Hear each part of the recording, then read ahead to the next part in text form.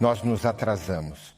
O projeto demorou mais tempo, então vamos avançar rapidamente para compensar.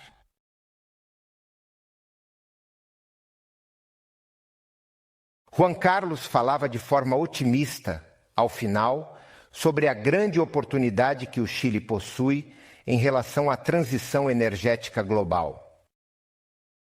A mudança climática nos obriga a avançar na descarbonização, pois os cenários de 3 graus seriam catastróficos devido ao aumento da temperatura global, representando uma ameaça significativa para a humanidade em termos de bem-estar e sustentabilidade. Na COP22 em Paris, estabelecemos como meta 1,5 graus. Hoje estamos a 1,1 graus em relação à era pré-industrial. Vamos chegar talvez a 2, um pouco mais. Porque isso que aparece efetivamente como uma situação muito complexa para a humanidade pode representar uma oportunidade para o Chile. A partir de 2012, o Chile tem experimentado uma produtividade total de fatores e um crescimento zero ou negativo, o que indica uma tendência preocupante para o país. A produtividade total dos fatores é a capacidade que a economia tem de gerar mais valor com os recursos que temos.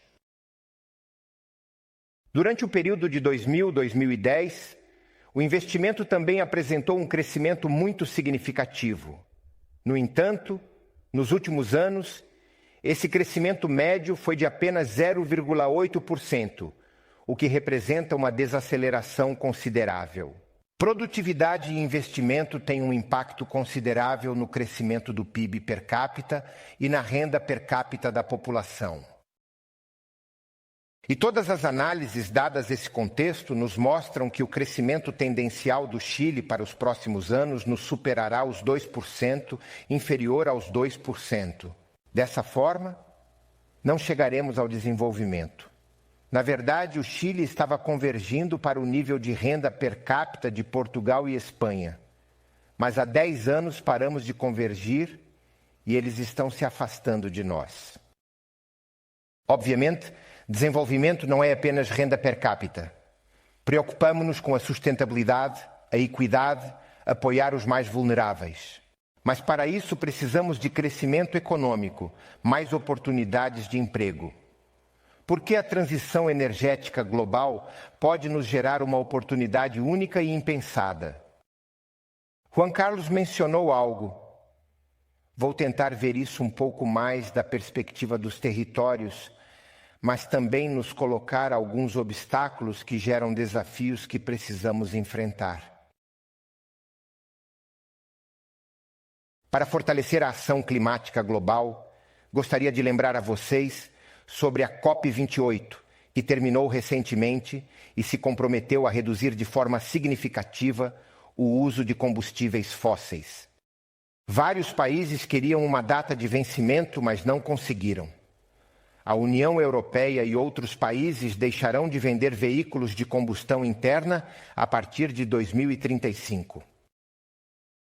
Vamos analisar o contexto global para ver a oportunidade do Chile. Há uma disrupção tecnológica na energia, tornando a produção de energia renovável mais barata. Por outro lado, as tecnologias digitais se transformam em um fator muito importante de aumento de produtividade. Mas também nos apontaram de manhã que a inteligência artificial, ChatGPT e outros, são altamente intensivos no uso de energia. Então, como podemos garantir que a inteligência artificial, em particular a generativa, que teve um aumento notável nos últimos meses, não se torne um obstáculo no que diz respeito ao consumo de recursos energéticos e hídricos, como mencionado anteriormente nesta manhã? O fortalecimento da ação climática nos oferece oportunidades, uma vez que gera um círculo virtuoso relacionado a novas vantagens comparativas que o Chile possui em relação a outros países. Era mencionado que a chave para avançar na descarbonização é o desenvolvimento das energias renováveis que substituem as energias fósseis. Portanto, o primeiro fator é o uso das energias renováveis, que nos permite mudar a matriz elétrica para uma matriz descarbonizada. Essa transição é essencial para reduzir as emissões de gases de efeito estufa e combater as mudanças climáticas globais. É um processo que leva tempo e tem desafios que vamos ver. Por que isso é tão importante? Uma maneira de reduzir as emissões em uma série de processos produtivos que atualmente usam combustíveis fósseis é eletrificá-los. E se a matriz elétrica estiver descarbonizada, essa eletrificação reduz as emissões de gases de efeito estufa. A Agência Internacional de Energia indica que atualmente a eletricidade representa cerca de 20% da energia consumida. Devemos chegar a entre 40% e 50% até 2050. Então, ocorre uma mudança tecnológica e uma necessidade de reduzir as emissões de carbono, o que implica em aumentar o investimento em energias renováveis e no processo de eletrificação. E isso tem um impacto significativo no que hoje é conhecido como minerais críticos. Por que isso acontece? Porque a eletrificação é fundamentalmente cobre, as redes elétricas. Além disso, as energias renováveis também necessitam de minerais críticos. Quais minerais críticos são encontrados no Chile? Lítio, cobre, muito importante. Mas também temos outro fenômeno. Se conseguirmos, vamos acima, descarbonizar a matriz elétrica e introduzir veículos elétricos, seja a hidrogênio ou com baterias, exclusivamente elétricos com armazenamento em bateria. Isso resultará em um aumento da demanda por minerais críticos, necessários para a produção desses veículos e para a infraestrutura de energia limpa. Primeiro, lítio. As baterias hoje em dia para veículos são fundamentalmente de lítio. Fala-se da substituição das baterias de sódio. Mas como a densidade energética é menor, provavelmente ocorrerá no armazenamento estacionário para sistemas elétricos. É mais difícil para os veículos. Então aqui temos que um veículo de combustão interna usa 80 kg de cobre, um veículo elétrico usa 80 kg de cobre, em comparação com 20 kg de um veículo de combustão interna. Então haverá um grande aumento na demanda por cobre e também um grande aumento na demanda por lítio. Aqui tenho basicamente um estudo que mostra o crescimento previsto dessas tecnologias até o ano de 2040. Políticas públicas geram intervalos que influenciam o crescimento da energia fotovoltaica em 2,5 a 3 vezes até 2040. O vento sopra entre 1,8 e 3 vezes. Devemos dobrar as redes elétricas ou teremos 3 vezes mais capacidade de energia? E o mais impressionante é que os veículos elétricos até o ano de 2040 vão aumentar entre 14 e 25 vezes. E isso requer uma grande quantidade de cobre e lítio para ser viável. As estimativas do aumento da demanda por cobre, por exemplo, feitas pelo Comitê de Especialistas em Espaço Fiscal e Crescimento Tendencial, projetam que a demanda mundial por cobre aumentará de 24 milhões de toneladas para 33 milhões de toneladas até 2032. Milhões de toneladas para 33 milhões de toneladas em 2032. Aumentar. E se alguém olhar os projetos, essa linha verde escura e essa linha verde clara são os que estão em construção e os que estão em operação. Vocês veem um declínio devido às leis do cobre em declínio, etc., criando uma lacuna a ser preenchida com novos projetos que demandam tempo. Então aqui está, em primeiro lugar, uma chance para o Chile nesse contexto. No lítio, a linha vermelha era a previsão otimista para 2022, mas na realidade, o crescimento do último ano quase 900 mil toneladas de carbonato de lítio equivalente, está na linha vermelha. Até 2030, passaremos de cerca de 1 milhão para mais de 2 milhões de toneladas de carbonato de lítio, como demanda mundial. E o desenvolvimento de projetos leva tempo. E o Chile também tem uma posição muito interessante. Houve um pico de preços, um boom de preços. Na minha primeira negociação de lítio em 2016, 2017, os preços que eu vi foram de $6 mil por tonelada. No mercado chinês chegou a $82 mil tom. Felizmente, nessa negociação, estabelecemos uma taxa que aumentava à medida que o preço subia, e acima de $10 mil era de 40% sobre o imposto específico. Por isso, em 2022, o Estado chileno arrecadou 2% do PIB com essa negociação e com o aumento do preço e da produção de lítio, como veremos em breve. O que vai acontecer no futuro? O preço caiu, na verdade, menos de $20 mil por tonelada hoje. O que os especialistas preveem é que, com esse rápido crescimento da demanda, que já mencionei que é enorme, teremos períodos de restrição de oferta onde haverá saltos de preço. E como temos esquemas em que o Estado participa de maneira significativa, isso acarreta em uma situação fiscal de grande importância. Juan Carlos já falou sobre o hidrogênio. Vamos ver a oportunidade para o Chile. Temos a melhor radiação solar e ventos extraordinários, as maiores reservas de produção de cobre, as maiores reservas de lítio, o segundo em produção de lítio. E aqui surge um tema que talvez não tenhamos abordado extensivamente, a possibilidade de produzir combustíveis sintéticos. Combustíveis limpos, substituir o diesel, substituir a gasolina. O que isso requer?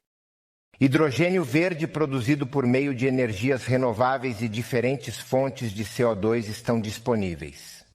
Uma maneira é capturá-lo do ar e, dessa forma, estamos ajudando na mudança climática. A outra opção é usar CO2 biogênico, ou seja, aquele que surge do uso da madeira ou da indústria florestal, que são utilizados para gerar energia, para produzir papel. Isso emite CO2. E se alguém o capturar a um custo muito mais baixo do que capturá-lo do ar, pode ter uma enorme quantidade de oferta de toneladas de CO2 biogênico. Eu estimava, com algumas análises mais conservadoras, da ordem de 18 milhões de toneladas de CO2 biogênico, e isso permitiria produzir um enorme volume de combustível sintético. Essa é basicamente a abordagem. A suposição é utilizar apenas metade da produção de CO2, que seria capturada de forma pontual. Que oportunidade isso nos proporciona para os territórios? O tempo passou. Bem, há um impacto no norte, que já mencionamos, relacionado ao desenvolvimento do lítio, do cobre, dos minerais em geral. Mas a chave é que hoje em dia o mundo está exigindo rastreabilidade ambiental e social. Portanto, não é qualquer produção. No sul, temos em Magalhães os ventos extraordinários. De fato, existe uma preocupação legítima por parte das comunidades e da população de que o país se concentre exclusivamente na exportação de amônia ou metanol, resultando em enclaves exportadores sem um impacto significativo no território nacional. No entanto, é importante levar em conta que ter acesso a essa energia limpa e renovável, como é o caso em Magalhães, nos proporciona várias oportunidades. Por exemplo, dado que o Canal do Panamá hoje em dia está com problemas e no futuro, com a mudança climática, se vê dificuldades, ter ali o hub verde marítimo, mais importante do hemisfério sul, em que se fornece amônia ou metanol às frotas. E isso gera uma enorme quantidade de solicitações de serviço. Aquicultura sustentável. O que isso tem a ver com a salmonicultura? Um dos problemas da salmonicultura é o efeito na biodiversidade, pois gera resíduos. No entanto, transferimos a produção de salmão para a terra, o que resultou na redução do uso da coluna de água em até 800 gramas. E tendo eletricidade barata, isso se torna muito econômico. Também podemos usar o hidrogênio verde para transportar os peixes nos barcos baleeiros sem emitir. Dessa forma, conseguimos minimizar o impacto na biodiversidade e, ao mesmo tempo, reduzir a emissão de CO2 como indústria. E algo que me parece que amanhã eles vão estar mencionando, é possível criar um polo industrial hidroquímico florestal sustentável usando o CO2 biogênico nas plantações da macrozona central, macrozona sul. Isso é uma oportunidade interessante de transformar nossa indústria petroquímica, concentrada na 8ª região, em uma indústria sustentável, incluindo a indústria de celulose. É o conceito de biofibras. Há dificuldades porque as energias renováveis são intermitentes, são variáveis. E hoje em dia não há capacidade de transmissão suficiente e, portanto, há um aumento no vazamento. Isso requer medidas políticas, mudanças regulatórias e incentivos para o investimento. Sem incentivos para investir em armazenamento, dificilmente resolveremos. Antes era um problema apenas no norte. Hoje em dia é um assunto que tem se generalizado até Puerto Montt. Porque os incentivos são colocados nos pequenos ou médios sistemas de geração para produzir energia durante o dia. Há energia solar demais durante o dia, então é preciso descartá-la. Isso significa que o custo marginal é zero, mas eles recebem um preço nivelado alto. Temas devem mudar, são regulatórias.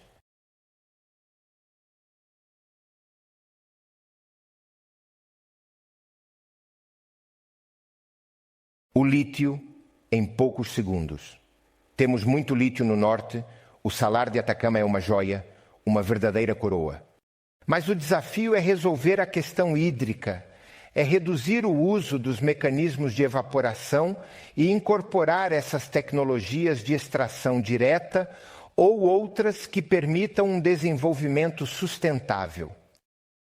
Esse é o desafio para alcançar o crescimento na produção de lítio.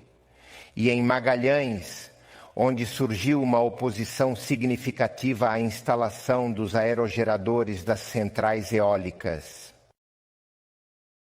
Aí está Cabo Negro. Essa é a área que pode ser convertida em um porto ecológico para viagens à Antártica e para esse corredor de transporte marítimo sustentável. De alguma forma, essa é a viagem que Hernando de Magalhães fez. Aí está. E isso vai voltar a ser uma área de extrema importância.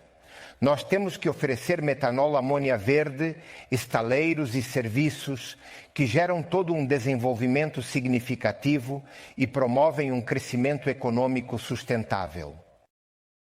Por último, e para finalizar, Punta Arenas é o último local antes de adentrar na escuridão antártica para os satélites.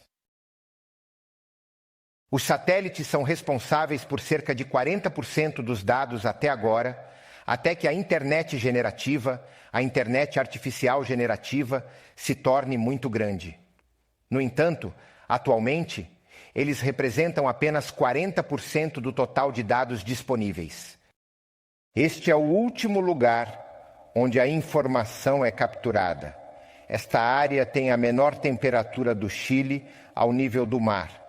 Portanto, aqui podemos estabelecer não apenas um polo logístico global, mas também ser o local para os data centers que usam energia elétrica limpa, de baixo custo, e nos permitem resolver esse problema que nos foi falado de manhã, que a inteligência artificial vai exigir data centers e muita energia, e geram calor, portanto, um lugar frio é ideal.